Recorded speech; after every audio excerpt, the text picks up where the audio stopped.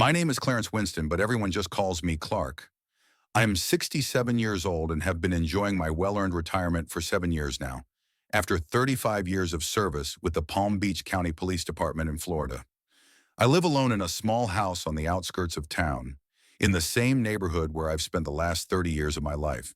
It's a two-story house with a porch and a small backyard where Eleanor used to grow tomatoes and roses. My wife, Eleanor, died 5 years ago of lung cancer. She smoked like a chimney her whole life, even though I warned her. Until the very end, she insisted that cigarettes calmed her down and that the stress of her husband's police work required some kind of release. Maybe she was right about that. We have two children, our daughter Priscilla, who is 35 and has been married to Dale Marshall for 8 years, and our son Tyrone, who is 32 and lives with his girlfriend Linda in a town an hour's drive from here and works as a truck driver. Priscilla works as a manager at an insurance company, and Dale works at a building materials warehouse. I have a decent pension, plus I've accumulated some savings over the years, about $100,000 sitting in the bank doing nothing. I live modestly but comfortably, spending mostly on groceries, utilities, and occasionally home repairs. My days pass at a steady pace. I get up at 7 in the morning out of habit, have breakfast, read the newspaper, and go to the senior citizens gym at the community center. After lunch, I usually do household chores or meet with Bucks O'Malley, my neighbor and best friend. In the evenings, I watch TV or read detective novels. It's a bit boring, of course, but after 35 years in the police force, you appreciate peace and quiet. On this October evening, I decided to gather the whole family for dinner. I've been doing this about once a month since Eleanor passed away. The house seems too quiet without a woman's voice, and cooking for one is somehow depressing. I set the table in the dining room and took out the fine china that Eleanor had cherished so much. White porcelain with a gold rim, a wedding gift from her mother. I made roast chicken with mashed potatoes and green beans. Nothing fancy, but hearty and tasty. Eleanor always said that I was good at simple dishes, although she cooked the more sophisticated ones herself. While I was cooking, I remembered how our family dinners used to be. Eleanor bustled about in the kitchen, the children helped set the table, and the house was filled with the aroma of her signature meatloaf or lasagna. Now everything is different. The children have grown up, they have their own concerns, and I am more like an old dog barking to get attention. Tyrone was the first to arrive in his beat-up blue 1997 Ford pickup truck. The car had seen better days, but it still ran. My son knows how to fix things. He climbed out of the cab, stretching after the long drive, and I immediately noticed that he looked tired. He had dark circles under his eyes and his movements were slow. Being a truck driver isn't easy, especially when you have to drive all over the state with cargo, and the company doesn't really care about the driver's schedules. "Hi, Dad." He hugged me tightly, smelling of diesel fuel and road dust. "How are you?" "Not bored." "Everything's fine, son." "How are you?" "You look exhausted. When was the last time you had a good night's sleep?" "Just one trip after another." "Gotta make money," he shrugged and walked into the house. "Linda wants a wedding, then kids. And kids cost even more money. Don't rush it. Life is long. You'll get there." "Easy to say when you're 67, Tyrone smiled, but without malice. "When you're 32, it seems like time is flying by too fast." He walked into the living room, plopped down in Eleanor's favorite chair, and turned on the TV. I understood his fatigue. In my youth, I had worked myself to the bone, especially when the children were small and every dollar counted. Half an hour later, Priscilla and Dale arrived in their white Honda sedan. I watched from the kitchen window as they got out of the car and immediately sensed that something was wrong. Usually, my daughter would get out first and walk toward the house, chatting with her husband about something, while he carried a bag or flowers. Today, she moved somewhat stiffly, as if every movement caused her discomfort, and Dale walked behind her with a gloomy expression, his hands tucked into his jacket pockets. He was usually the first to hug and joke around, telling stories from work, but today he didn't even look up when I stepped onto the porch. "Dad," Priscilla hugged me, but quickly, as if she were in a hurry to pull away. She was wearing a long, dark blue dress with long sleeves, even though it was quite warm for October, about 25 degrees. Usually in this kind of weather, she wore light blouses and jeans. "How are you, dear?" I asked, looking closely into her eyes. She looked away as if she was hiding something. "I'm fine, Dad. Just tired from work. Lots of customers, lots of paperwork. And you, Dale?" I turned to my son-in-law. "How are things at the warehouse?" Dale walked past, muttering something like a greeting, and headed straight for the small bar in the living room. "I keep some Jack Daniels whiskey and Budweiser beer there for guests. I rarely drink myself. I buy it more out of habit." Dale usually limited himself to 1 or 2 shots throughout the evening, preferring beer, but today he poured himself a decent amount of whiskey, at least 70 grams, and drank it in one gulp, grimacing. "Dale, maybe you shouldn't start so fast," I said gently. "Eat first." "I'm a grown man," he snapped, pouring himself another. "I know how much to drink." Priscilla gave him a warning look but said nothing. Tyrone looked up from the TV and frowned. He too had noticed his son-in-law's strange behavior. The atmosphere at the table was tense, as if everyone were walking on a minefield. Tyrone tried to keep the conversation going, talking about his trips. He had recently delivered a load to Jacksonville, where he met an old friend from the Army. But Priscilla responded in monosyllables, and Dale remained silent, focusing on his food and drink. He had already poured himself a third drink, and his hands were shaking slightly, either from the alcohol or from anger. I began to worry seriously. "Priscilla, how's work?" I asked my daughter as I carved the chicken. "You haven't talked about the insurance company in a while. How's your boss, Mr. Jenkins?" She looked up from her plate, and I noticed a slight shadow of anxiety in her blue eyes. When she was younger, people said she looked like her mother. "Everything's fine, Dad. Work is work. Clients, policies, paperwork, Mr. Jenkins. He's not my immediate supervisor anymore." "How come? Did they transfer you to another department?" "No, not exactly. There are changes in the company right now. All kinds of reorganization. They're cutting staff, merging departments." Dale snorted and downed his whiskey in one gulp, setting the glass loudly on the table. "Reorganization," he repeated sarcastically. "Sounds nice, but in plain English, it means people are getting fired." Priscilla glanced at him quickly, her eyes full of warning, but he didn't seem to notice or ignore it. "Dale, maybe that's enough for today?" she said quietly, nodding toward the whiskey bottle. "Enough of what?" he snapped, and I heard a note of aggression in his voice that I hadn't noticed before. "I've only just started." "I've had a rough day," my boss yelled at me. "The movers didn't show up for work, and now I can't even find peace at home." "What does home have to do with it?" Priscilla asked quietly. "The fact that some people only think about themselves," Dale muttered, pouring himself another drink. Tyrone frowned and looked at me with a question in his eyes. I felt the tension in the room, thick enough to cut with a knife. In all 8 years of knowing Dale, I had seen him drunk at weddings, birthdays, and holidays, but never so aggressive and gloomy. Usually, alcohol made him more talkative and cheerful. "How's your Linda?" I asked Tyrone, trying to steer the conversation toward a safer topic. "Still working at St. Mary's Hospital." "Yes, in the intensive care unit. It's hard work, but she likes it. She says she wants to study to become a doctor. Go to medical school, smart girl," I nodded. "Aren't you thinking about getting married?" "You've been together for 3 years now." Tyrone smiled as he cut a piece of chicken. "We are, of course, but we're saving money first. Weddings are expensive, and then we'll need to buy a house and have children. We want to do everything right so we won't have any regrets later." "You're right. There's no need to rush." "Why rush?" Dale suddenly piped up, his words tinged with sarcasm. "Marriages fall apart anyway. It's better to just live together and not bother with stamps in your passport." An awkward silence ensued. Priscilla blushed and stared at her plate, as if she hoped she could sink through the floor. Tyrone stopped with his fork halfway to his mouth. I sensed that something serious was going on between the couple, but I didn't know how to delicately find out what it was. "Everyone has their own path," I replied diplomatically. "The main thing is that people are happy and respect each other." "Respect?" Dale snorted. "What if there's no one to respect?" Priscilla raised her head sharply. "What do you mean by that?" "I mean that some people lie even to their own family." "Dale, stop it!" she hissed through clenched teeth. "Stop what?" "Telling the truth." I decided to intervene. sensing that the situation was heating up. Maybe we should talk about something else? Dale, how's your brother doing in Tampa? He started his own business, right? Dale poured himself another whiskey, ignoring the disapproving looks. His hand was shaking noticeably. My brother's doing great. He opened a car repair shop and is making money.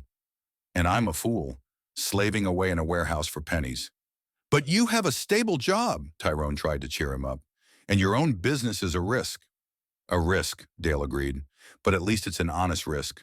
Not when they say one thing to your face and do another behind your back. Priscilla got up from the table. Sorry, Dad, I need to use the bathroom. She left and I heard the bathroom door slam upstairs. Dale watched her go and shook his head. You have a good daughter, Clark. She just likes to lie. Dale, maybe you shouldn't discuss family matters in front of me, I said gently.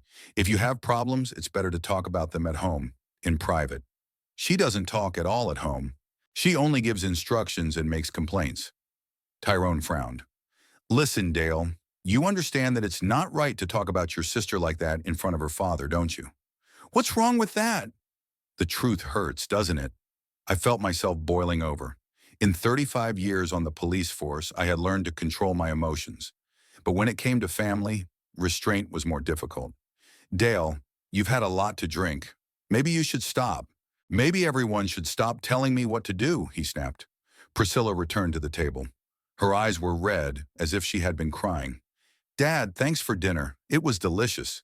But we have to go home now. But you just got here, I objected. I made your favorite apple pie. Another time, she said quickly, avoiding my gaze. Dale stood up, swayed, and grabbed the back of a chair. Yeah, time to go. Or you'll give us a lecture on family values.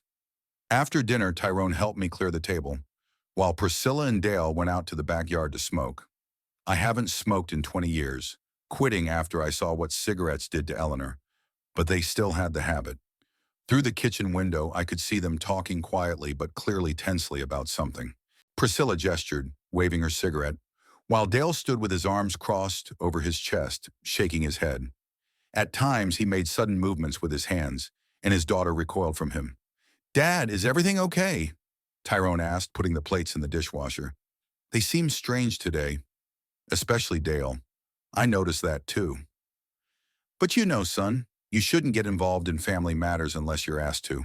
People have to solve their own problems. I understand, but Prissy looks scared or something, and that long-sleeved dress in this heat. I looked at my son. Tyrone wasn't the most observant guy, but if even he had noticed, then the situation must be serious. What do you mean? I don't know. Maybe nothing. I just don't like the way Dale talks to her. And the way he drinks. I looked out the window again. Dale was waving his arms, clearly raising his voice, and his daughter took a step back from him. Then he turned abruptly and walked toward the house, leaving her alone. Priscilla stood with her arms wrapped around herself, watching him go. Should we talk to her? Tyrone suggested. Not yet. If she needs help, she'll ask for it. But inside, I felt a knot of anxiety. My police intuition told me that something was wrong. Soon they returned to the house. Priscilla was even paler than before, and Dale went straight to the bar for another drink. I decided that was enough. Dale, I think you should stop, I said firmly. You've had enough to drink.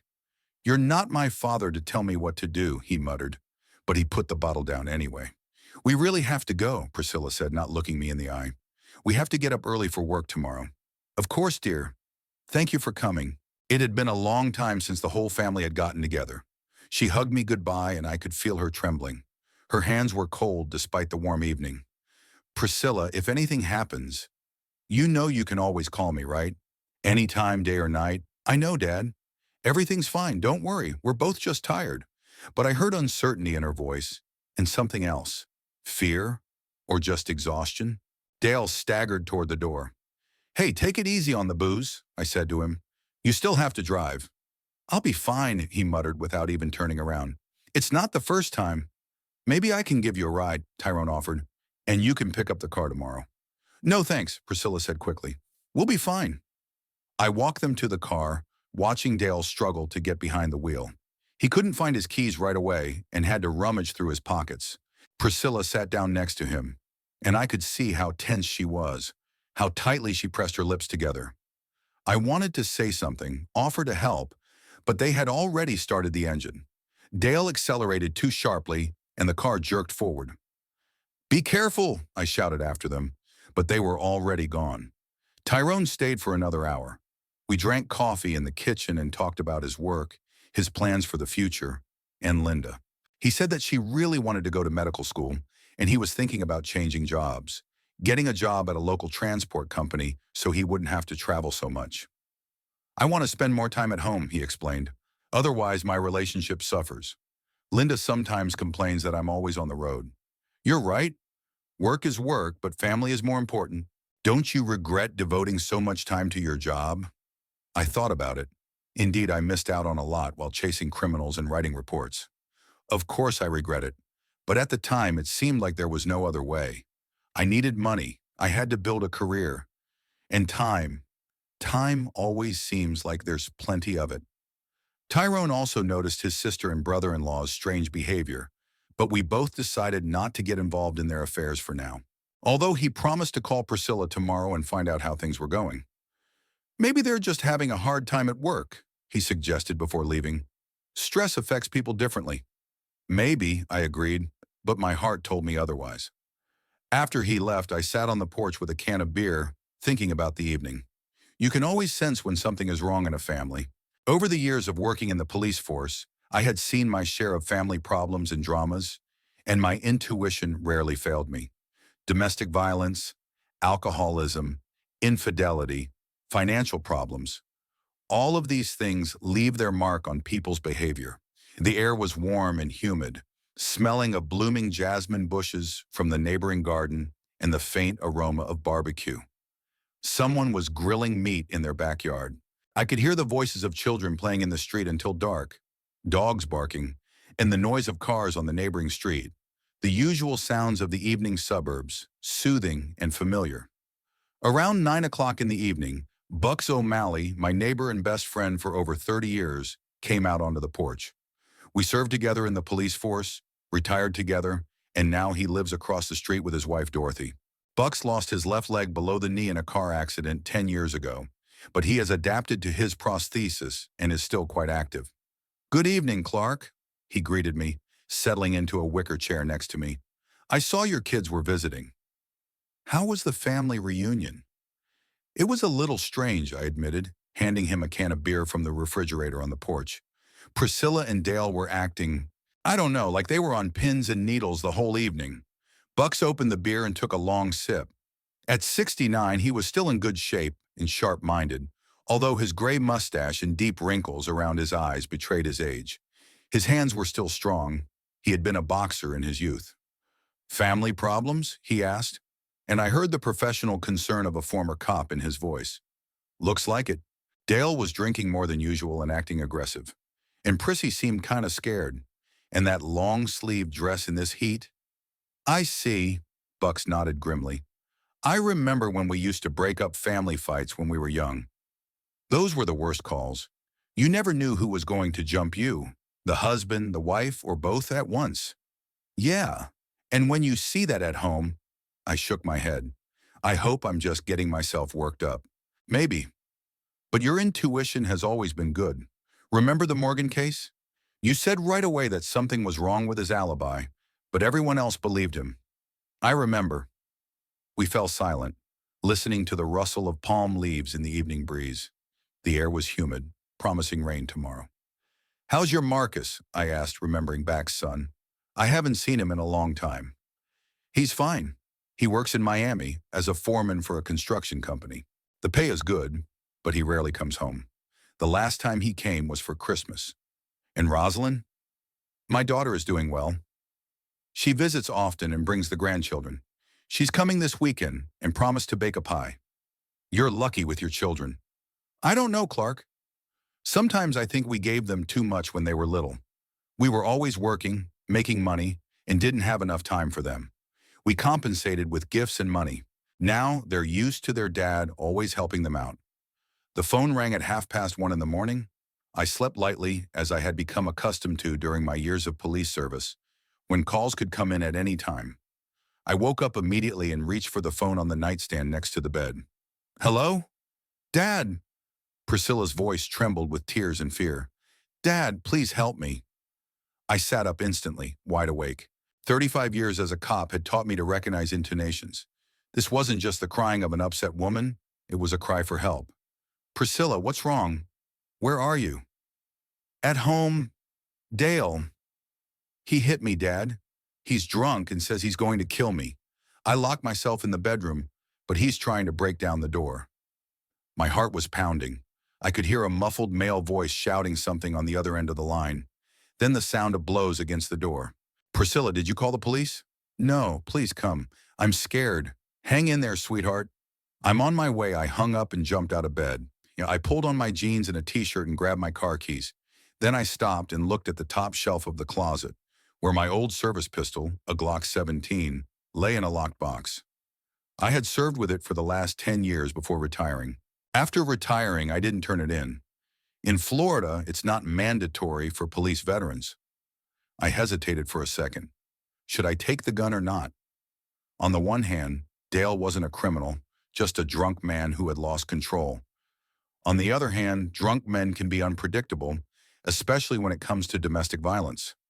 Over the years, I had seen too many cases where the situation got out of control in a matter of seconds.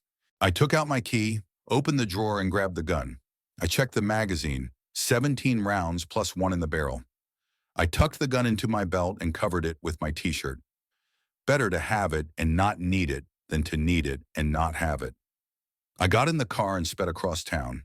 It was good that there was almost no traffic at this time of day.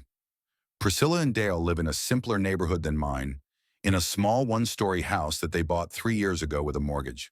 The drive usually takes 20 minutes, but at night I made it in 12, speeding and running yellow lights. I pulled up to their house and immediately realized that something was seriously wrong. All the windows were lit, and screams and the sound of breaking glass came from inside. The neighbors apparently didn't want to get involved. All the windows in the neighboring houses were dark, even though there was a lot of noise. I got out of the car and walked to the front door. It was slightly ajar, and I heard Dale's voice. Come out of the bedroom, you bitch! You think you can hide from me? Then there was a loud bang on the door and a woman's scream. I pushed open the front door and went inside. The living room was a mess. The coffee table was overturned. Broken beer bottles were scattered on the floor, and magazines were torn to pieces. There was a smell of alcohol and something burnt. Dale had apparently left something on the stove. Dale! I shouted loudly. The noise in the hallway stopped. A few seconds later, Dale appeared, staggering and holding onto the wall. His face was red with anger and alcohol, his eyes bloodshot. There were dark stains on his hands and t-shirt, either beer or blood. Oh, look who's here, he drawled, clearly struggling to get the words out. Daddy Hero decided to rescue his little girl. Dale, what's going on? Where's Priscilla? Where is she always? Hiding and lying, as usual. Did you hit her? He smirked and took a step toward me. I noticed that he was holding a beer bottle in his right hand, broken so that sharp edges protruded outward. So what if I did? She deserved it. She's been driving me crazy for months, and today I found out the truth. What truth? The truth that she got fired from her job. She got fired 2 weeks ago, and she didn't say a word to me. Every morning she would leave, pretending to go to work, but God knows where she was wandering. I realized that it was useless to talk to him in this state. The main thing now was to keep my daughter safe. Dale, put down the bottle and let's talk calmly. Calmly, he laughed hysterically. Why should I be calm? My wife cheated on me. I'm out of money, and now my father-in-law has come to tell me what to do. He took another step toward me, waving the bottle. I automatically assumed a fighting stance, feet shoulder-width apart, arms ready to defend. The reflexes I had developed over years of training were still there. Dale, this is the last time I'm asking you. Drop the bottle. Or what?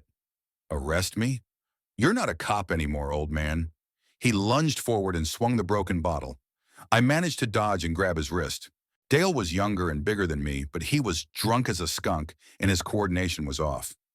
I twisted his arm and the bottle fell to the floor with a clang.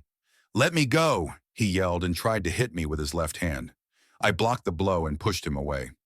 Dale tripped over the overturned table and fell onto the sofa. He tried to get up, but I was already standing over him. Calm down, Dale. Don't make me do something we'll both regret. Go to hell. He tried to get up again. Then Priscilla's voice came from the hallway. Dad? Dad, is that you? Yes, dear, it's me. Come out. Everything's under control. Dale heard his wife's voice and seemed to go berserk. With unexpected strength for a drunk, he pushed me away and jumped to his feet. There she is, the liar, he yelled, heading for the hallway. I grabbed him from behind, but he broke free and ran to the bedroom. I had to chase after him. In the hallway, Dale stopped at the bedroom door and started pounding on it with his fists. Come out. Tell Daddy the truth. Tell him how you cheated on me. Dale, step away from the door, I said, approaching him. He turned around and I saw such rage in his eyes that I instinctively reached for my belt. The gun was still there. Don't come any closer, Dale shouted. This is my house, my wife. It's none of your business. Your business doesn't end with beating a woman. I didn't hit her. I just pushed her a little. The bedroom door opened slightly and I saw Priscilla's face. The left side of her face was red and swollen, and there was blood on her lip. Her eyes were tearful and full of fear. Pris, I said quietly. Dale turned toward the door. So did you tell your dad how you lost your job? How you lied to me for 2 weeks? I wanted to say, she whispered. When? When there's no money left? Dale, shut up, I said sharply. This conversation is over. Pack your things and get out of the house. What? He turned to me. Who are you to kick me out of my own house? Someone who won't let you lay a hand on my daughter anymore. What if I don't leave? I pulled out my gun and held it along my hip, not pointing it at Dale, but so he could see it. Then I'll have to call the police, and I'll explain to them that you attacked me with a broken bottle and I had to defend myself. Dale looked at the gun, then at me. Even drunk, he realized the game was over. Fine, he muttered. I'm leaving. But this isn't over. It's over for you, I said firmly. If I see you near Priscilla, I'll call the cops without hesitation. Dale walked past his wife, who was pressed against the wall, into the bedroom. He threw some things into a bag, grabbed his car keys, and headed for the door. This is my house too, he said from the doorway. I have a right to live here. Not today, I replied. After the door closed behind Dale, I heard his car start and drive away. Only then did I put the gun away and go to my daughter. Priscilla was standing in the bedroom doorway, hugging herself. She was wearing a nightgown and robe, barefoot. In addition to her swollen cheek, I noticed several bruises on her neck and forearm. Priscilla, sweetheart. I gently hugged her, and she burst into tears on my shoulder. I'm sorry, Dad. I'm sorry I got you involved in this. Hush, hush. There's nothing to apologize for. The main thing is that you're okay. I led her into the living room, sat her down on the sofa, and brought ice wrapped in a towel from the kitchen. Put this on your cheek. It will reduce the swelling. While she held the ice, I tidied up the living room, put the table back in its place, picked up the broken glass, and turned off the stove, where something was indeed burning. Tell me what happened, I said, sitting down next to her. Priscilla wiped her tears and sighed heavily. I got fired from my job yesterday, Dad. Downsizing. The director said the company is going through tough times, and they had to let half of the managers go. Why didn't you tell me right away? I was scared. Do you know how much our mortgage is? $2,000 a month, plus the car, credit cards, and Dale only makes $3,000 at the warehouse. We were barely making ends meet, even when I was working. What have you been doing these past 2 weeks? Looking for a job. I went to interviews every day, sent out resumes. I wanted to find something new and then tell Dale, but everywhere it's the same. Either the salary is peanuts, or they require experience that I don't have. How did Dale find out? Someone told him at work today. It turns out his friend works as a security guard at our office building. He saw me being escorted out with a box of my things. Dale came home and immediately started yelling, demanding an explanation. And he hit you? Priscilla touched her swollen cheek. At first he just yelled. He called me a loser, a liar. He said that because of me, we would lose our house. And when I tried to explain that I was looking for a job, he lost it. He said I had pushed him too far and hit me. Then again. I ran to the bedroom and locked myself in. Priscilla, it's not your fault. Losing your job is no excuse for violence. I know. But you see, Dad, he's right about the money. If I don't find a job quickly, we really will lose the house. Where will we live? I don't even have any savings. I hug my daughter tighter. Don't worry about that now. The main thing is that you're safe. What should I do next? Dale will be back tomorrow, and it will all happen again. No, it won't. Tomorrow you'll file for divorce and get a restraining order. He won't be able to come near you. What about the house? The mortgage is in both our names. We'll figure it out. The main thing right now is your safety. We sat on the couch talking until morning. Priscilla told me that her problems with Dale didn't start yesterday. Over the last 6 months, he had been drinking more and more, becoming irritable and blaming her for all his failures. He was also having problems at work. His new boss was constantly picking on him and threatening to fire him. I thought I could fix everything, she said. I'd find a good job, we'd pay off our debts, and he'd calm down. But now I realize it's not about money. Then what is it? I don't know. Maybe it's him. He's changed, Dad. He's become bitter and cruel. He wasn't like that before. By morning, she had fallen asleep on my shoulder. I carefully moved her to the sofa, covered her with a blanket, and went to the kitchen to make coffee. There was almost nothing in the refrigerator: a little milk, some leftover Chinese food, a can of beer. Apparently, they really were short on money. Priscilla woke up around 8 in the morning. The swelling on her face had gone down a little, but the bruises were more noticeable. How are you feeling? I asked. Everything hurts, she admitted, but it's bearable. Maybe we should go to the doctor. To check if you have a concussion? No need. I'm fine. I made coffee, found some frozen waffles in the freezer, and heated them up in the toaster. We ate breakfast in silence.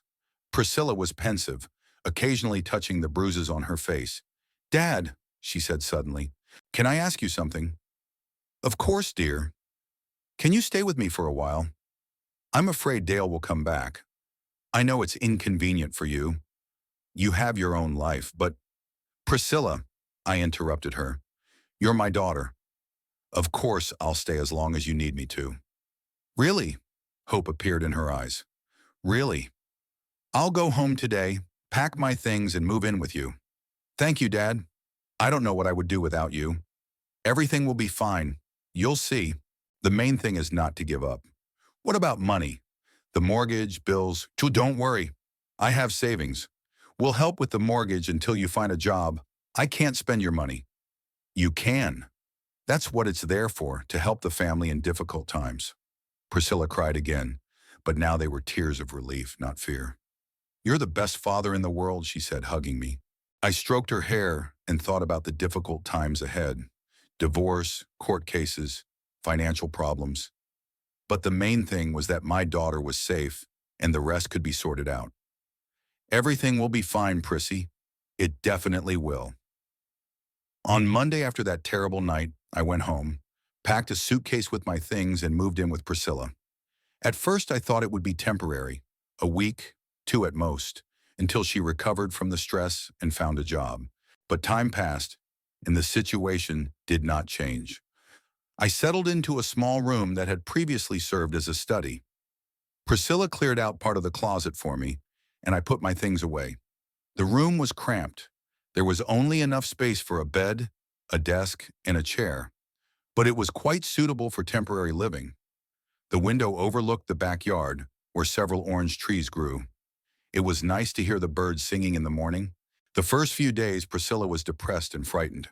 The bruises on her face gradually faded, but she still flinched at loud noises and was afraid to leave the house, even to go to the store.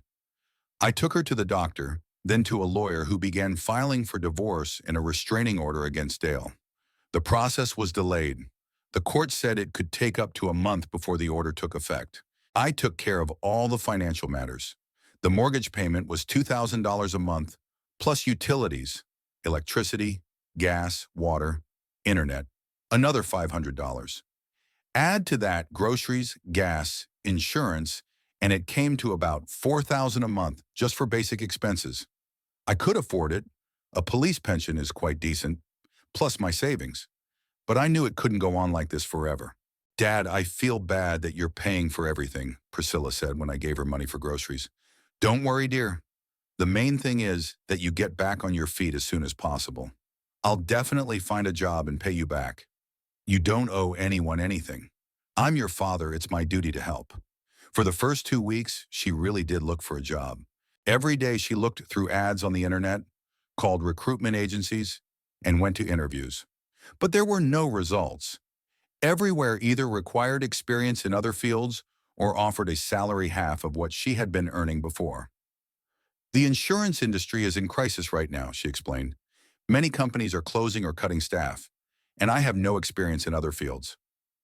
Maybe you should take some retraining courses? I suggested. That takes time, and I need money now. Don't worry about the money. The main thing is to find a job you like.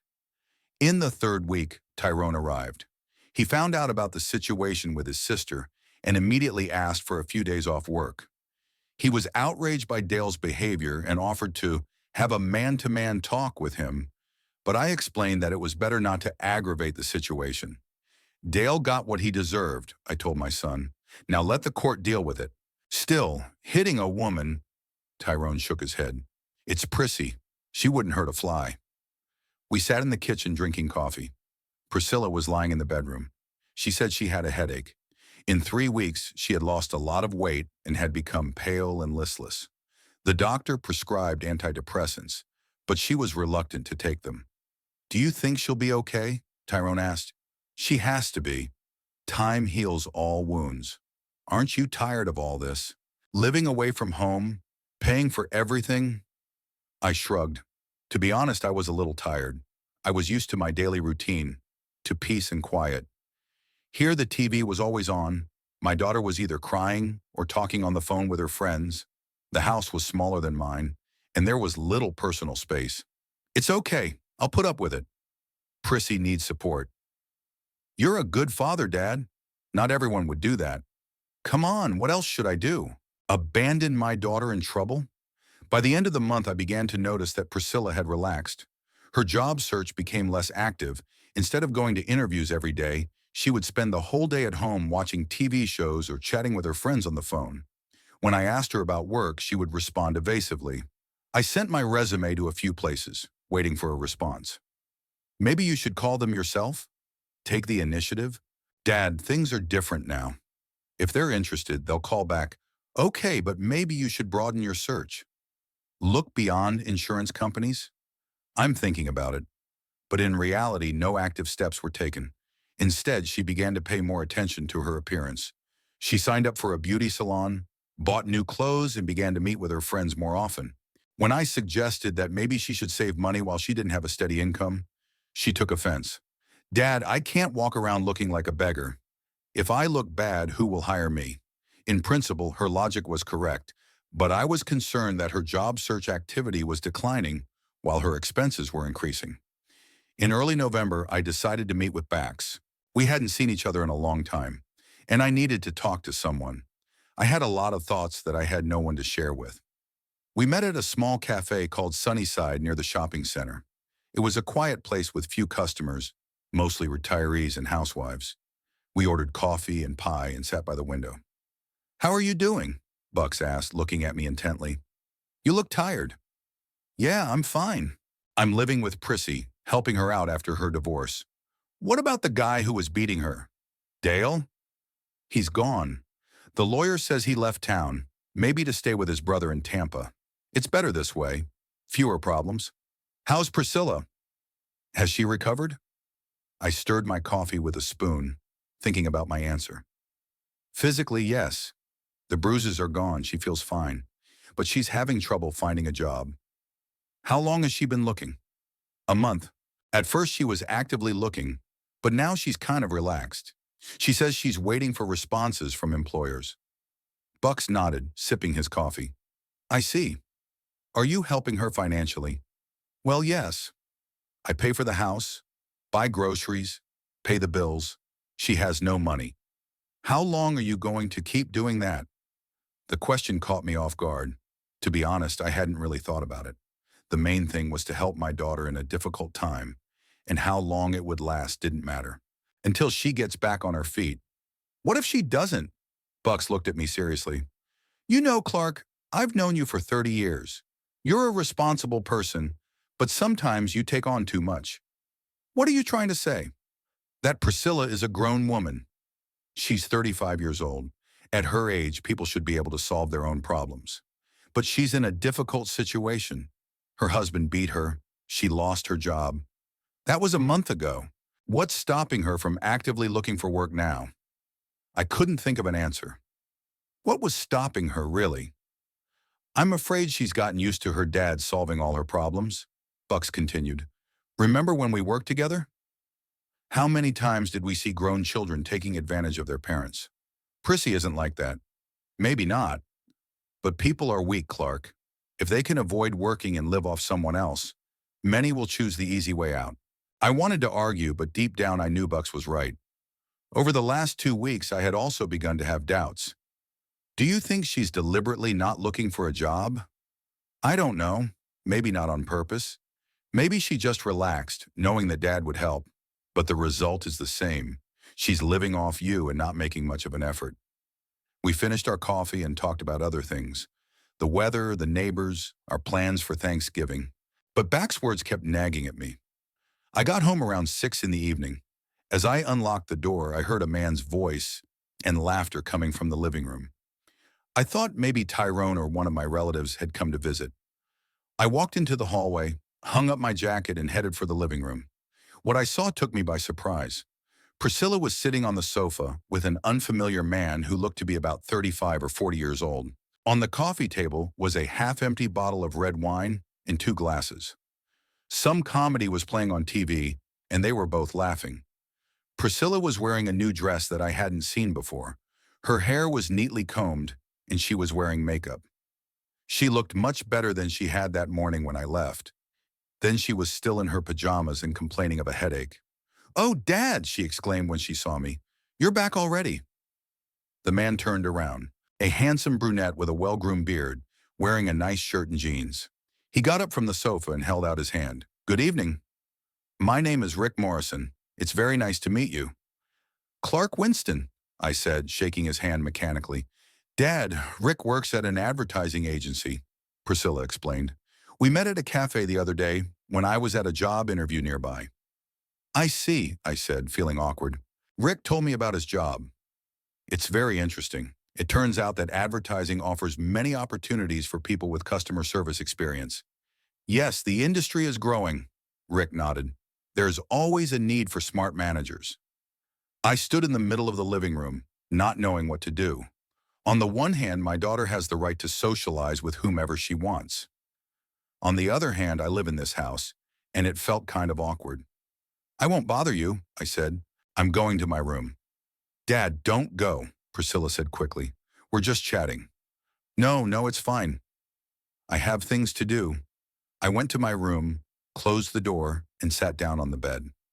I felt like a third wheel in my own, well, not my own house, my daughter's house, where I'm temporarily living. I could still hear voices coming from the living room. They were talking about work, movies, laughing. About an hour later, I heard the front door slam. Rick must have left. A few minutes later, Priscilla knocked on my door. "Can I come in?" "Sure." She came in and sat down on a chair by the desk. She looked a little embarrassed. "Dad, I'm sorry if you felt uncomfortable. I didn't plan on Rick staying so long." "It's okay, Prissy. You're a grown woman. You can date whoever you want." "We're not dating.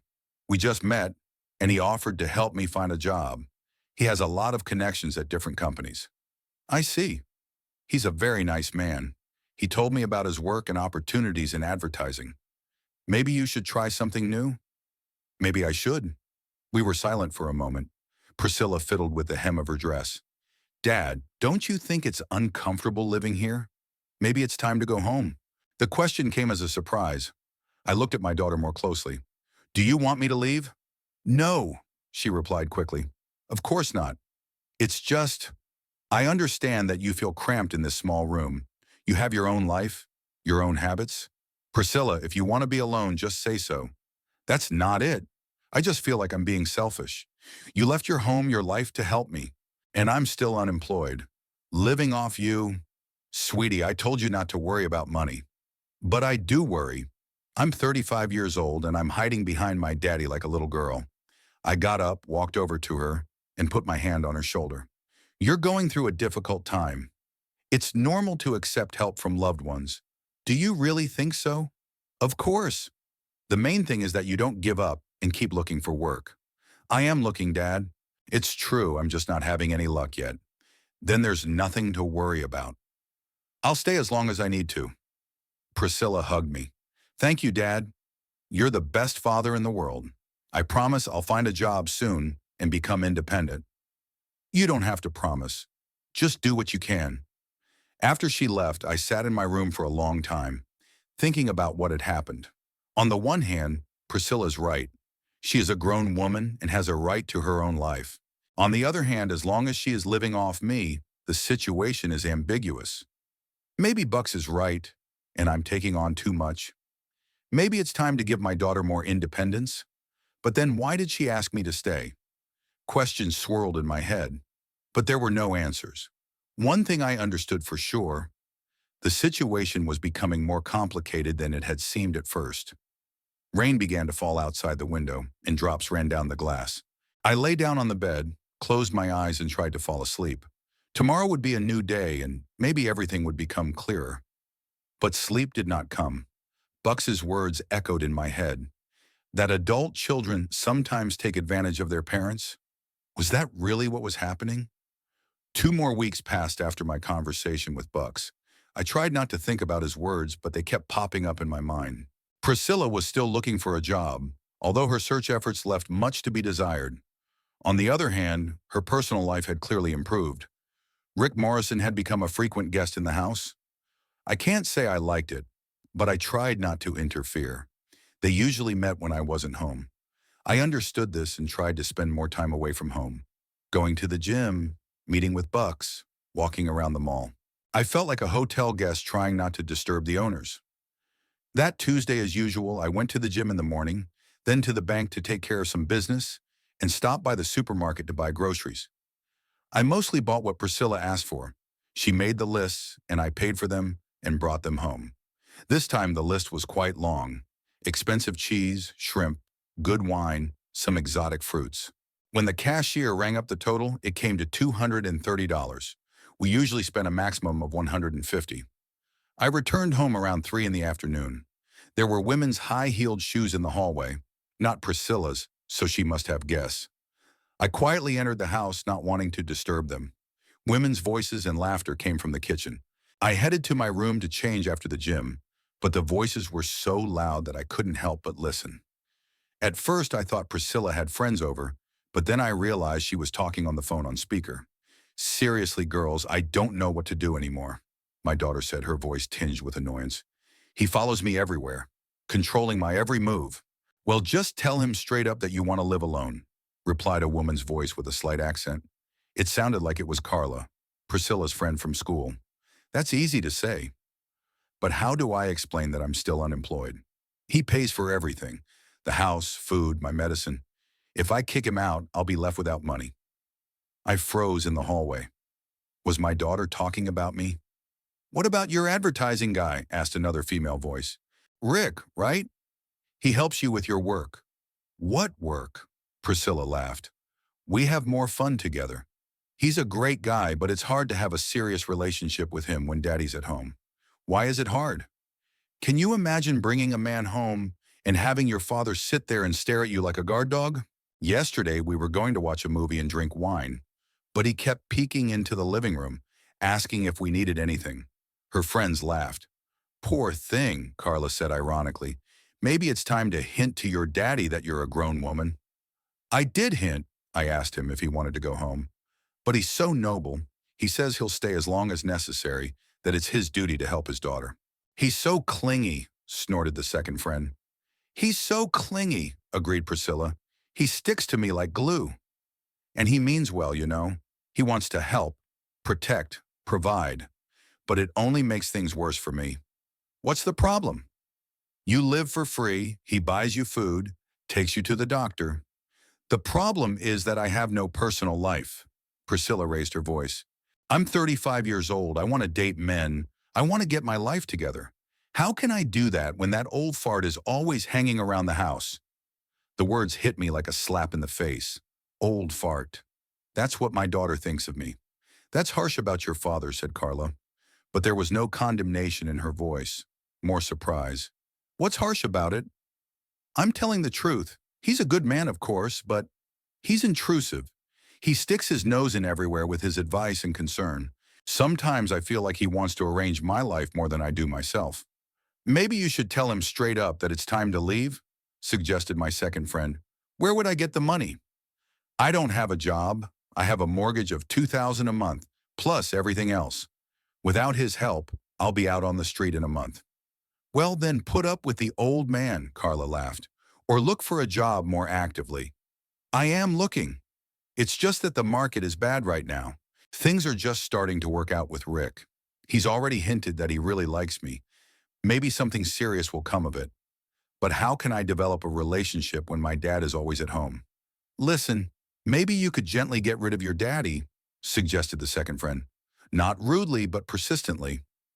Tell him that you need time to think about your life, that you're grateful, but you want to try living on your own. He won't understand. He'll say that I'm not ready yet, that I need support. Insist. Female tears. Gratitude but firm. I want to be independent. Or find him something to do, added Carla. Let him invest in his house. Do some renovations. Find a hobby. I'll try to think of something, sighed Priscilla. Otherwise, I'll soon go crazy from his overprotectiveness. I couldn't listen anymore. I quietly went to my room, closed the door, and sat down on the bed. My hands were shaking with anger and pain. All this time, I thought I was helping my daughter, supporting her in a difficult moment. But it turns out that to her, I'm an old donkey who is stuck like a bath sheet. Overprotectiveness, obsessiveness, interfering with her personal life. How many lies there were in our conversations. When I asked if I was bothering her, she assured me that she was grateful and asked me to stay. But behind my back, she complained to her friends and thought about how to gently get rid of me. I got up, took my suitcase out of the closet, and began to pack my things. Slowly, methodically. Shirts, pants, socks, toiletries. In a little over a month, I had accumulated quite a lot of things. The voices from the kitchen continued. Now they were discussing plans for the weekend. Apparently, Priscilla was going to meet with Rick. I packed my things and zipped up the suitcase. I sat back down on the bed and waited for the phone call to end. Around 5 in the evening, the voices died down, and I heard Priscilla go into her bedroom. I picked up the suitcase, left the room, and headed for the door. In the hallway, I ran into my daughter. Dad, she said, surprised to see the suitcase. Where are you going? Home, I replied curtly. Home? Why? Did something happen? I looked her in the eyes. She looked genuinely surprised, but I already knew the price of that sincerity. Priscilla, we need to talk. Of course, Dad. Let's go to the living room. We went to the living room. I put the suitcase by the sofa and sat down opposite my daughter. Priscilla, I heard everything. Heard what? She frowned. Your conversation with your friends. About the old donkey who stuck to you like glue, about how to gently get rid of me. Priscilla's face turned pale, then red. Dad, you were eavesdropping? I wasn't eavesdropping. I just came home, and you were talking on speakerphone so loud that the whole apartment could hear you. Dad, it's not what you think. What is it, Prissy? Explain it to me. She lowered her head and fiddled with the hem of her dress. The girls asked how I was doing, and I complained, but I didn't say it out of spite. The old donkey wasn't out of spite. No, it just slipped out. I'm grateful to you, really grateful. But sometimes I feel like what? Like you're too protective of me. I'm a grown woman, but I feel like a little girl under your wing. And that's why I'm an old donkey? Dad, I'm sorry, I didn't mean to. You didn't mean to, but you said it. And you weren't just lying to my face all this time. When I asked if I was bothering you, you asked me to stay. But you were thinking about how to get rid of me. Priscilla stood up and started pacing around the room. Okay, maybe I wasn't completely honest. But understand, I didn't want to hurt you. You do so much for me. I corrected her. I won't do it anymore. Dad, don't be angry. Let's talk calmly. What is there to talk about, Prissy? Everything is already clear. I interfere with your personal life, impose my concern, control you too much. So it's time for me to leave. Don't go. She came up to me and tried to take my hand. Let's find a compromise. What compromise? You yourself told your friends that you need to get rid of Daddy. That's not what I meant. What did you mean? I stood up and picked up my suitcase. You've been living off my money for a month. I pay for your house, buy your food, pay your bills. And behind my back, you complain that I'm interfering. Dad, I'm looking for a job. Looking, I smirked. Last week, you spent the whole day at the beauty salon. The week before that, you went shopping with your friends. Is that looking for a job? I have to look good for interviews. And what interview did you have today? Or were you just chatting with your friends about how to gently get rid of Dad? Priscilla stopped and looked at me with a kind of desperation. Dad, what do you want to hear from me? That I'm a bad daughter? That I'm ungrateful? I want to hear the truth. The truth, she raised her voice. Okay, here's the truth. Yes, it's hard for me when you're always around. Yes, I feel like I'm in a golden cage. Yes, I want to live my own life, not under your supervision. So that's how it is. Yes, that's how it is, she almost shouted. Do you think it's easy to be a grown woman when Dad controls your every move? When he pays for everything and constantly reminds you of it? I never reminded you. Not with words. But I can see how you look when I buy something expensive. How you frown when I meet with Rick. How you hint that it's time to look for a job more actively. Because it's time. Maybe I don't want to work for an insurance company. Maybe I want to try something else. But you know better what I need. I shook my head. Prissy, I just wanted to help. Help? She laughed, but it was a bitter laugh. You want to control me? Just like when I was little. Daddy knows best what his daughter needs. That's not true. It is. You never let me make my own decisions. You chose my friends in school, my major in college, then my job, and now you want to choose who I date and how I live my life. I didn't choose anyone for you. No? Do you remember how you talked me out of dating Mark in college? You said he wasn't right for me. He was a drug addict. And do you remember how you criticized my choice of first job? You said the salary was too low? Because it was too low. See? You know better again. Priscilla stood in front of me, red with anger. You've been making decisions for me my whole life, and then you wonder why I can't be independent. I was silent, digesting her words. Was she right? Did I really control too much? Maybe you're right, I said finally. Maybe I do meddle too much in your life. Then it's time to stop Dad. No, Prissy. You're right, you're 35 years old. You're a grown woman. It's time for you to live on your own. That's not what I meant. What did you mean? That I should continue to pay for everything but not express my opinion? That I should be an ATM but not a father? No, of course not. Then what? Priscilla started to cry. I don't know. I'm confused, Dad. I need your help, but I also need my freedom. Why can't I have both? Because help always comes with responsibility, and you want help without responsibility. That's not fair. It is fair, Prissy. You want me to pay for your life, but not interfere in it. That's not how it works. I picked up my suitcase and headed for the door. Dad, don't go. She ran after me. Let's talk about this calmly. There's nothing to talk about. You said it all yourself. I'm an old fool who clings to you and gets in the way of your life. That's not what I meant. It doesn't matter what you meant. What matters is what you said. I opened the door and stepped onto the porch. Dad, what about the money? The mortgage, the bills. I turned around. What about your independence, Prissy? You're a grown woman. You can figure it out yourself. But I don't have any money. Then get a job. Any job. Or ask Rick for help. Maybe he's not as pushy as I am. Dad, please. But I was already walking to the car. I got behind the wheel, started the engine, and drove home. In the rearview mirror, I saw Priscilla standing on the porch, watching me leave. At home, everything was as usual. Quiet, clean, my things in their places. I put my suitcase in the bedroom and sat down in my favorite chair in the living room. For the first time in a month and a half, I felt at peace. But the peace didn't last long. An hour later, there was a knock at the door.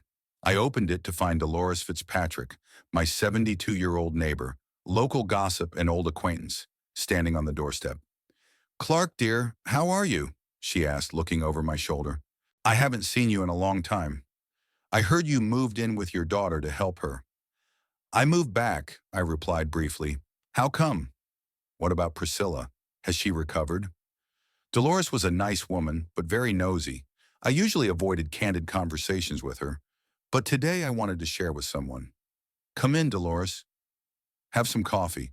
"I'd love to, dear." We went into the kitchen. I made coffee and got some cookies. "So tell me, what happened?" Dolores sat down comfortably, ready to listen to the story. "Priscilla, she thinks I'm too protective of her, that I'm interfering with her personal life." "What are you talking about? I thought she would be grateful. After all, you've done so much for her." "I did. And she called me an old fool when talking to her friends." "No way," Dolores gasped. "She actually said that?" "She did, and that I'm stuck to her like glue." "My God, how ungrateful. You gave her everything. Money, care, protection from that scoundrel of a husband." "Apparently I cared too much." "Nonsense," Dolores exclaimed indignantly. "A father's care is never excessive. It's just that children are spoiled these days. Everyone owes them, but they don't appreciate anything." We talked until late in the evening. Dolores was indignant at Priscilla's behavior, felt sorry for me, and told me similar stories about her acquaintances. I felt a little better. It's nice when people understand you. "You'll see, Clark," she said as we parted. "She'll come running back to you in a week, like a good girl. She won't last long without money." "I don't know, Dolores. Maybe she won't come running back." She will, she will. Where else can she go?" After she left, I sat in silence for a long time, thinking about what had happened. It hurt to realize that my daughter saw me as an obstacle rather than a source of support. But maybe she was right. Maybe I really was too controlling. One thing I knew for sure, the trust between us was broken, and it would be very difficult to restore it. Outside the window, the evening wind rustled, bending the palm trees in the neighboring garden. I went to bed in my own bed, in my own house, but sleep was hard to come by. Thoughts of Priscilla kept me awake, how she was doing, what she would do without money, whether she would find a way out of the situation. But anger was stronger than pity. Let her figure it out herself. She's a grown woman, as she herself said. 3 days had passed since my return home. I tried to get back into my old routine: morning exercises, breakfast, reading the newspaper, going to the gym. But I couldn't find peace. My thoughts kept returning to my conversation with Priscilla, to her words that I was an old donkey and stuck to her like a bath sheet. On Thursday morning, Bucks came to see me. He looked worried, even somewhat guilty. "Clark, we need to talk," he said, instead of saying hello. "Come in. Would you like some coffee?" "Yes, please." We went into the kitchen and I put the coffee on. Buck sat down at the table and drummed his fingers on the tabletop, a sure sign that he was nervous. "What's wrong, Bucks?" "Listen, Clark, you know Dolores, she told the neighbors about your situation with Priscilla." I paused, holding the cups in my hands. "What exactly did she tell them?" "Everything. How you helped her daughter, lived with her, paid for everything, and how she called you an old fool behind your back." "I see." I put the cups on the table and poured the coffee. "So what now?" "Now the whole neighborhood knows about it. Yesterday at the store, Mrs. Johnson asked if it was true that your daughter was so ungrateful. And this morning, Harry the mailman asked if you needed any support." I sighed. Dolores really couldn't keep her mouth shut. Whatever you told her in secret, the whole neighborhood knew about it the next day. "How are you feeling?" I shrugged as I sipped my coffee. "It varies. Sometimes I'm angry with Priscilla, sometimes I feel sorry for her, and sometimes I think she's right. Maybe I really was too pushy. Clark, in the 30 years I've known you, I've never seen you push yourself on anyone. You've always been a tactful person, but she didn't say it out of the blue. So I must have done something wrong. Or maybe she's just used to Dad solving all her problems and doesn't want to take responsibility herself." We finished our coffee and talked about other things. Buck said that his daughter Rosalind was coming for the weekend with his grandchildren and that he needed to get the house ready. The usual, everyday things that distracted us from difficult thoughts. After he left, I went to the gym. There too, I noticed a change in the attitude of my acquaintances. Some looked at me with sympathy, others with curiosity. Old man Williams, with whom we sometimes played tennis, came up and patted me on the shoulder. "Hang in there, Clark. Kids these days are ungrateful. My own son lives in California and hasn't called in a year." At the supermarket, Mary, the cashier who has known me for 10 years, asked, "Mr. Winston, is it true that your daughter, well, treated you badly?" "Mary, don't believe all the gossip," I replied diplomatically. Of course, of course. I just feel sorry for you. You're such a good person." By the end of the week, I realized that the story had become widely known. In a small town, news spreads quickly, especially juicy news. Clark Winston, a respected former police officer, helped his daughter after her divorce, and she badmouthed him behind his back. It was the perfect topic for coffee table conversation. It annoyed me, but at the same time it was reassuring. At least I didn't look like a greedy father who had abandoned his daughter in trouble. On the contrary, people sympathized with me. On Sunday, exactly 1 week after our quarrel, the doorbell rang. I was watching football on TV and wasn't expecting any visitors. I opened the door and saw Priscilla. She looked terrible. She had lost even more weight, had dark circles under her eyes, and her hair was unkempt. She was wearing old jeans and a blouse that I remembered from last year. There were traces of tears on her face. "Dad," she said quietly, "can I come in?" I silently stepped aside, letting her into the house.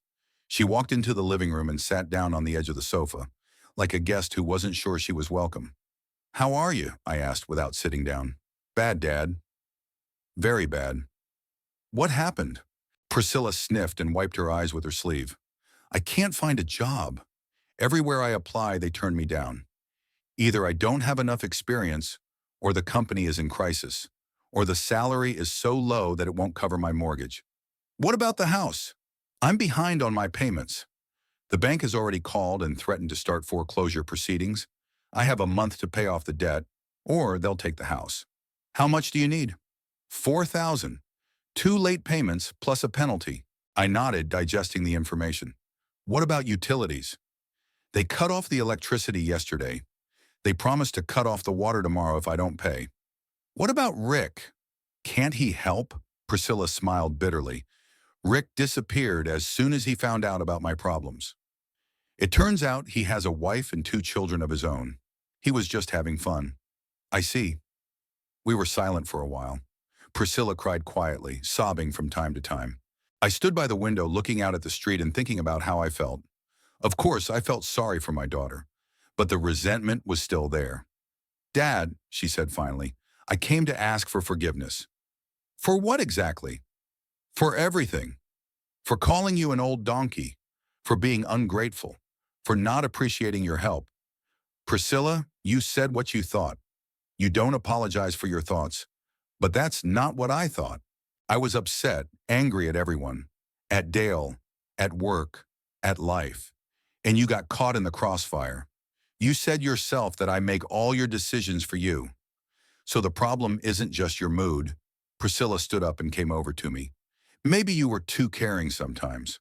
But that's better than indifference. I realized that last week when I was all alone. And what did you realize? That I don't know how to live on my own. That I've always relied on other people's help. First yours, then my husband's, then yours again. And when I was left alone, I was lost." I turned to her. "Priscilla, I'm ready to forgive you as my daughter. You're my child, and I can't help but love you. But I won't help you anymore." "What?" She turned pale. "You're a grown woman of 35. It's time to learn to solve your own problems." "But Dad, I don't have any money." "They'll evict me from my house. Then find any job. In a store, in a cafe, as a cleaner. The main thing is that it brings in money. But I won't be able to pay the mortgage with a job like that. Then sell the house and rent a smaller apartment." Many people live that way. But where will I put my things, my furniture? "Sell what you don't need and put the rest in the garage." Priscilla looked at me in horror, as if I had suggested something unthinkable. "Dad, but you can help me. You have money." "Yes, I do. But I'm not going to give it to you." "Why?" "Because you won't learn to be independent, as long as you know that Dad will bail you out. You said it yourself. I've been solving your problems for you my whole life. But this is the last time. I'll find a job and pay you back. Priscilla, you've been saying that for a month. And in that time, all you've found is a lover who turned out to be married. The words sounded harsh, but they were true. Priscilla recoiled as if I had hit her. How can you say that? How else? You look for the easy way out, either through Dad or through men. You don't want to work yourself. Priscilla began pacing the room, waving her arms. I can't believe you're saying this. You're my father. It's your duty to help your children. My duty was to raise you and give you an education. I did that. Now you have to take care of yourself. What if I can't do it? You will manage. You have no other choice. So you're willing to watch me get evicted from my home? Watch me end up on the street? You won't end up on the street. At worst, you'll rent a room somewhere. Priscilla stopped and stared at me. Are you kidding me? No, I'm just saying what I think. What will people say? That Clark Winston's daughter lives in a communal apartment? What will they say about Clark Winston's daughter calling her father an old ass? She blushed. Will you never forgive me for this? I will. But you have to learn your lesson. What lesson? That there's no such thing as a free lunch. If you want something, you have to pay for it. With hard work, responsibility, gratitude. Priscilla sat back down on the sofa and covered her face with her hands. I don't know how to live without help. You'll learn, like billions of other people. Dad, at least give me enough for the mortgage. Lend it to me. I'll sign a promissory note and pay you back in installments. No. Why? Because you won't pay me back. You'll find 1,000 reasons why you can't pay, and I'll be the fool who believed you again. Priscilla jumped up, her face contorted with anger. You're a heartless egoist, she shouted. You have money you're not going to spend anyway, and you don't want to help your daughter. Now you're showing your true colors. Priscilla paced the room, clenching her fists. You know what? I regret coming here. I thought you would understand, help me, but you're like a stone wall. Priscilla, I've helped you many times. The last time I supported you completely for a month and a half. And how did you appreciate that? I was wrong, but no buts. You showed me how you feel about me. Now I'm showing you how I feel about you. So you don't love me? I do, but I'm not going to be your cash cow anymore. Cash cow, she laughed hysterically. You think I'm using you? Aren't you? I just need help, and you'll get it. From the government, from charities, from new friends. But not from me. Dad, you can't do this to me. I can, and I am. Priscilla rushed to the door and turned around on the threshold. Fine, but remember, if I end up on the street, it will be on your conscience. She slammed the door so hard that the windows rattled. I heard the car start and drive away. I stood there in the living room, feeling devastated. It was hard to see my daughter suffering and not help her. But I understood that if I helped her now, she would never become independent. She would rely on her father's support for the rest of her life. Around 8 in the evening, Tyrone arrived. I heard the sound of his pickup truck from a distance.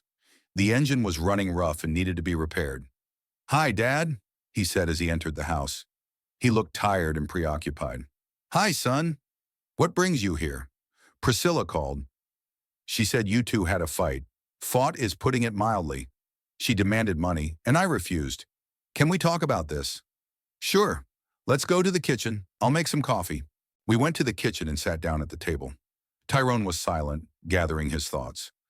Dad, I know Prissy was wrong. What she said about you to her friends. It's awful. It's good that you understand. But I don't understand why you refuse to help her now. She apologized. Son, words of apology are one thing. Actions are another. Today she first asked for forgiveness, and 5 minutes later she called me selfish. Maybe she was desperate? Maybe. But that's no excuse. Tyrone rubbed his forehead with his hand. Listen, Dad, what if I help her with the money? I have a little saved up. How much? $2,000. It's not enough for the whole mortgage, but it's something. Tyrone, that's your money for your wedding to Linda. Don't spend it on your sister, but she's in trouble. Trouble she brought on herself. Do you remember how she lived when I was staying with her? Restaurants, beauty salons, expensive groceries. She only talked about looking for a job. Tyrone sighed. Maybe you're right. It's just hard to see my sister suffer. Suffering is sometimes useful. It teaches you to appreciate what you have. What if she can't cope? What if she really ends up homeless? She'll cope. She has no other choice. We talked late into the night. Tyrone tried to convince me to help my sister, and I explained my position. In the end, he understood my logic, although he didn't agree completely. Okay, Dad, but if things get really bad, call me. We'll figure something out together. Okay, son. After he left, I sat in my chair for a long time, thinking about what had happened. Maybe I was being too harsh. Maybe I should have given my daughter another chance. But then I remembered her words, old donkey, stuck like glue, and today's accusations of selfishness. No, enough. It's time for Priscilla to learn to live on her own, no matter how painful that lesson may be.